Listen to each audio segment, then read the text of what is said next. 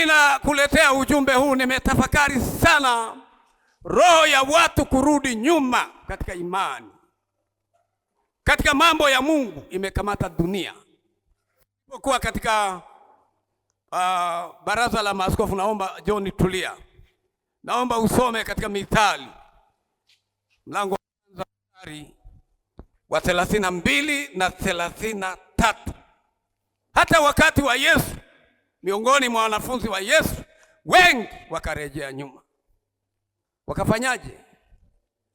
Walipokosa mkate na samaki, basi wakarudi nyuma. Kanisa, tukatae roho ya kurudi nyuma. Kurudi kwao nyuma wajinga kutawaua. Mwambie jirani yako, kurudi nyuma ni ujinga. Yaani ujinga kabisa, ujinga. Hayati baba wa taifa Mwalimu Julius Kambarage Nyerere alikuwa akipigana na maadui watatu: ujinga, umaskini na maradhi. Kwa hiyo ujinga mbaya ni watu kuacha wokovu, watu kuacha kanisa, watu kuacha ibada, watu kuacha mafundisho. Huo ni ujinga. Sio wewe, wako kule. Na kufanikiwa kwao wapumbavu kutawaangamiza. Bali kila anisikilizaye, shika masikio yako, anisikilizaye atakaa salama.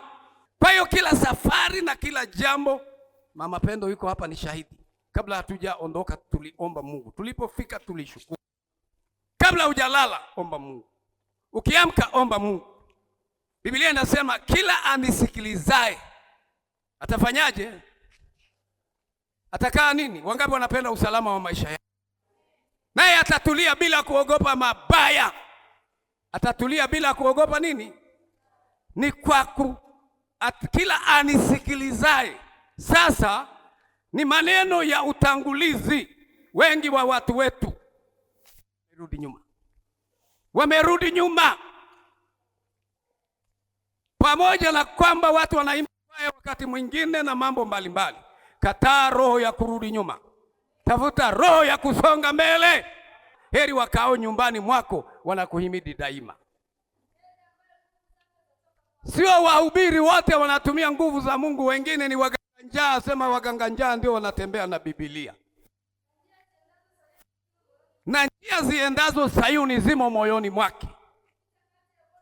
Simama kwa miguu yako na maliza. Sema wakipita katika bonde la nini?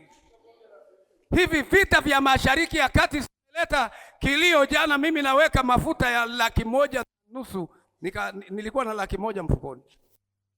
Naona haitoshi, nilifikiri labda kwa 100,000 tenki itajaa. Maana lita moja ni 3,900 na ngapi? Huku ni 75 kule. Kaona imesoma 152,000. Nina 100,000, ilibidi niangalie kwenye simu. Katika nini? Bonde la nini? Bonde la vilio. Sema bonde la vilio. Sema dunia hii ni bonde nini?